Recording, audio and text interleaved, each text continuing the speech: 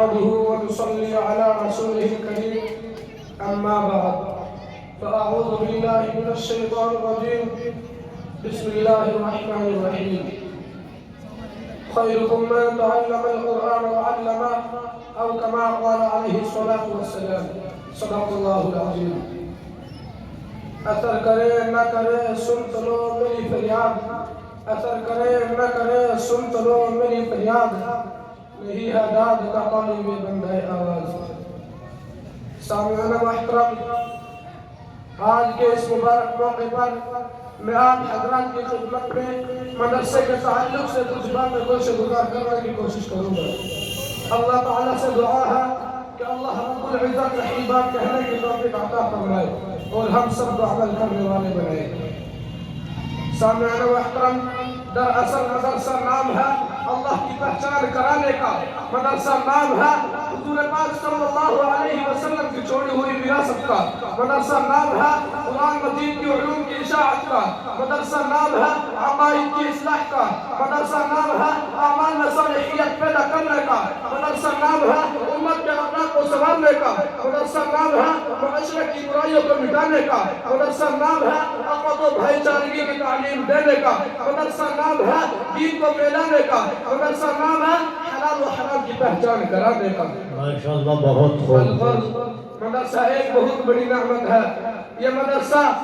1450 سال سے لے کر آج تک متواتر بڑی آبوتال کے ساتھ قال اللہ و قال رسول کی صدائے بلند کر رہا ہے اس مدرسے کا رشتہ اصحاب صفت سے جڑا ہوا ہے جس کا معلم آقا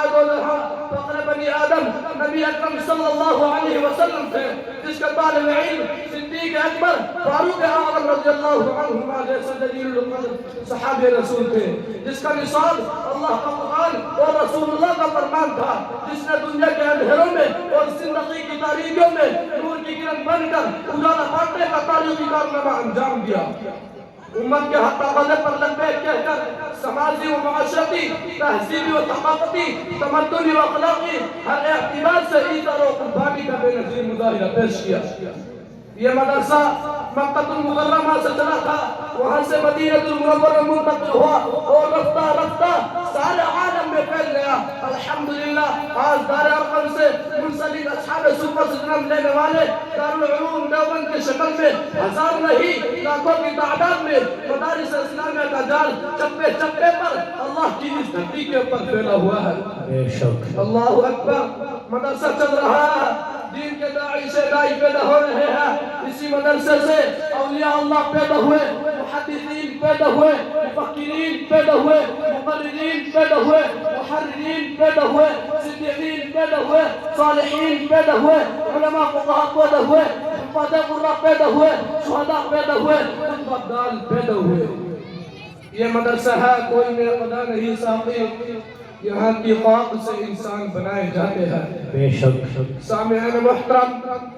اس سے آگے بڑھ کر اگر میں یوں کہوں تو بیجا نہیں بلکہ حق بدا ہوگا کہ امام اعظم ابو حنیفہ کی فقہ امام مالک کی عمل امام شافعی کا تقوی امام احمد بن حنبل کا استقلال مدرسے کے دم سے ہے بے شک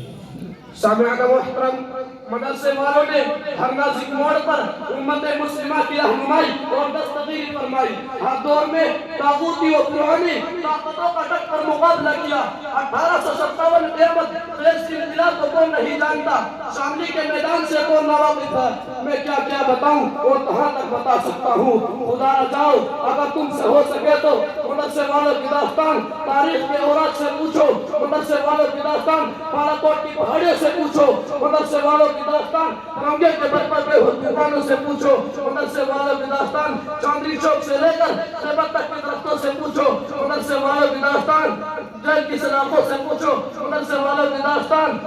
مدرسے والوں کی داستان افغانستان کی سربلند پہاڑیوں سے پوچھو مدرسے والوں کی داستان ماٹا کے بڑی کوٹے سے پوچھو مدرسے والوں کی داستان کالا پانی کی خطرناک گھاٹوں سے پوچھو پاسی کے بندوں سے پوچھو یہ تمام تمہیں مدرسے والوں کی داستان سنائیں گے ماشاءاللہ شرف و شانہ اعلان کریں گے اور ان کا خلوص و وفا کے نغمے سنائیں گے اور یہ آواز نیچے بیٹھ جا اے ہم نشیب فسانہ ہندوستان اپود اے ہم نشیب فسانہ ہندوستان اپود روداد جام بخشی پیر مغان اپود میرے محترم بزرگوں،